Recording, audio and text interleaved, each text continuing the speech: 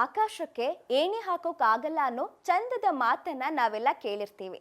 ಆದ್ರೆ ಆಕಾಶಕ್ಕೆ ಬಿಲ್ಡಿಂಗ್ ಕಟ್ತೀವಿ ಅಂತ ದುಬೈ ಮಂದಿ ಹೇಳ್ತಾರೆ ಗೊತ್ತಾ. ನೀವು ಅವರ ಮಾತನ್ನ ನಂಬಲ್ಲ ಅಂದ್ರೆ ಇವತ್ ನಮ್ಮ ಇನ್ಫೋ ಗುರುಗಳು ಕೊಡೋ ಮಾಹಿತಿಯನ್ನೊಮ್ಮೆ ಕೇಳ್ಕೊಂಡ್ ಬನ್ನಿ. ಹೇ, ನಿನ್ನೆ ಗಾಳಿಪಟ ಹಾರ್ಸೋಕ್ ಹೋಗಿದ್ವಿ ಕಣೋ. ಎಷ್ಟು ಎತ್ತರಕ್ಕೆ ಹೋಗಿತ್ತು ಗೊತ್ತಾ? ಇನ್ನೇನ್ ಮೋಡಕ್ ಟಚ್ ಆಗ್ಬೇಕು, ಆಗ ದಾರ ಕಟ್ಟಾಗಿ ಎಲ್ಲೆಲ್ಲೋ ಹೋಗ್ಬಿಡ್ತು. ಅಯ್ಯೋ ಛೇ, ತುಂಬಾ ಎತ್ತರಕ್ಕೆ ಹೋಗಿತ್ತು ಅಂದ್ರೆ ಬುರ್ಜ್ ಖಲೀಫಾ ಎತ್ತರವನ್ನ ಮೀರ್ಸಿತ್ತಾ ಹೇಗೆ? ಏನೋ ಅದು ಬುರ್ಜ್ ಖಲೀಫಾ, ನಂಗೆ ನಮ್ ಪಂಚರ್ ಅಂಗಡಿ ಖಲೀಫಣ್ಣ ಮಾತ್ರ ಗೊತ್ತು. ಬುರ್ಜ್ ಖಲೀಫಾ ಅಂದ್ರೆ ಜಗತ್ತಿನ ಅತಿ ಎತ್ತರದ ಕಟ್ಟಡ ಕಣೆ. ಅದಿರೋದು ಭೂಲೋಕದ ಸ್ವರ್ಗ ಅನ್ನಲಾಗೋ ದುಬೈಯಲ್ಲಿ. ಹೌದಾ?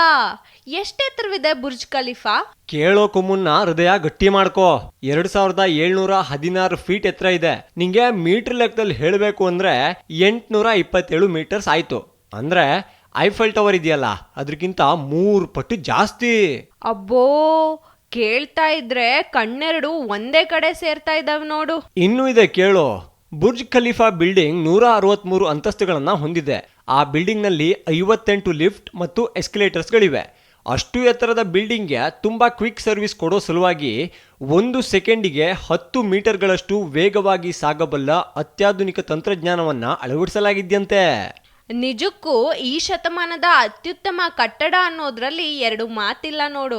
ಅಷ್ಟೇ ಅಲ್ಲ, ಬುರ್ಜ್ ಖಲೀಫಾ ಒಳಗಡೆ 304 ಹೋಟೆಲ್ಸು, 900 ಅಪಾರ್ಟ್ಮೆಂಟ್ಸ್ ಇದೆಯಂತೆ. ನಿಂಗೆ ಒಂದು ಓಹೋ ಆಹಾ ಅನ್ನೋ ಒಂದು ವಿಷಯ ಹೇಳ್ತೀನಿ, ಕೇಳಿಸ್ಕೊ. ಮೊದಲಿಗೆ ಆ ಬಿಲ್ಡಿಂಗ್ಗೆ ಬುರ್ಜ್ ದುಬೈ ಅಂತ ನಾಮಕರಣ ಮಾಡೋಣ ಅಂತ ನಿರ್ಧಾರ ಮಾಡ್ಕೊಳ್ಳಾಗಿತ್ತಂತೆ.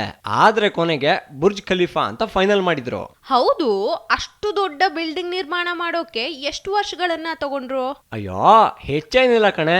2004ರಲ್ಲಿ ಕಟ್ಟಡದ ಕಾಮಗಾರಿ ಶುರುವಾಯ್ತು. ಕೇವಲ 6 ವರ್ಷದಲ್ಲಿ, ಅಂದ್ರೆ 2010ರಲ್ಲಿ ಸಂಪೂರ್ಣವಾಗಿ ಮುಗಿಸ್ಬಿಟ್ಟಿದ್ರು. ವಾವ್, ರಿಯಲಿ ಅಮೇಜಿಂಗ್ ಕಣೋ. ಹಾಗೆ ಬಿಲ್ಡಿಂಗ್ ಹೊರಭಾಗವನ್ನ ಅಲ್ಯೂಮಿನಿಯಂ ಇಂದ ಕವರ್ ಮಾಡಲಾಗಿದೆ. ಆ ಬಿಲ್ಡಿಂಗ್ ಕಟ್ಟೋಕೆ ಬಳಸಿದ ಸಿಮೆಂಟ್ ತೂಕವೆಷ್ಟು ಗೊತ್ತಾ? ಸರಿಸುಮಾರು 1 ಲಕ್ಷ ಆನೆ ತೂಕವಂತೆ. ಅಬ್ಬಬ್ಬೋ, ಅಂದಾಜಿಗೂ ಸಿಗ್ತಾ ಇಲ್ವಲ್ಲೋ. ಬಿಲ್ಡಿಂಗ್ ನ ಕೆಳಭಾಗವನ್ನೆಲ್ಲ ಬೇಗ ಬೇಗ ಕಟ್ಟಿ ಆಯ್ತು.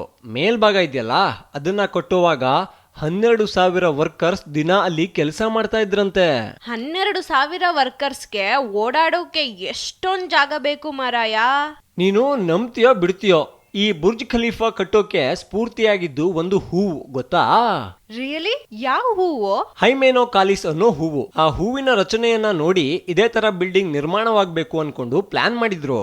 ಈ ಮಾಹಿತಿ ನಿಜಕ್ಕೂ ಕೌತುಕ ಕಣೋ. ಹಾಗೆ ಜಗತ್ತಿನ 2ನೇ ಅತಿ ಎತ್ತರದ ಸ್ವಿಮ್ಮಿಂಗ್ ಪೂಲ್ ಹೊಂದಿರೋ ಖ್ಯಾತಿ ಕೂಡ ಬುರ್ಜ್ ಖಲೀಫಾಗಿದೆ. 76ನೇ ಫ್ಲೋರ್ ಅಲ್ಲಿ ಚಂದದ ಸ್ವಿಮ್ಮಿಂಗ್ ಪೂಲ್ ಅನ್ನ ನಾವು ಕಾಣಬಹುದು. ಮೊದಲನೇದು ಯಾವ್ದೋ? ಅದು ಹಾಂಗ್ಕಾಂಗ್ ನಲ್ಲಿದೆ, ರಿಡ್ಜ್ ಕಾರ್ಲ್ಟನ್ ಅನ್ನೋ ಹೋಟೆಲ್ ಅಲ್ಲಿ 118ನೇ ಮಹಡಿಯಲ್ಲಿ. ಅದ್ಬಿಡು, ಬುರ್ಜ್ ಖಲೀಫಾ ತುಂಬಾ ಕಾಸ್ಟ್ಲಿ ಅನ್ಸುತ್ತೆ ಅಲ್ವಾ? ಕೇಳ್ತೀಯಲ್ಲ, ಅಲ್ಲಿ ರೂಮ್ಗಳು, ಫ್ಲಾಟ್ಗಳು ಎಲ್ಲ ಕಾಸ್ಟ್ಲಿ. ಸಾಧ್ಯ ಆದ್ರೆ ಲೈಫಲ್ಲೊಮ್ಮೆ ಹೋಗ್ ಬರೋಣ ಬಿಡೋ. ಸರಿ, ಈಗ ಗಾಳಿಪಟ ಹಾರಿಸೋಣ ಬಾ. ನಡಿ.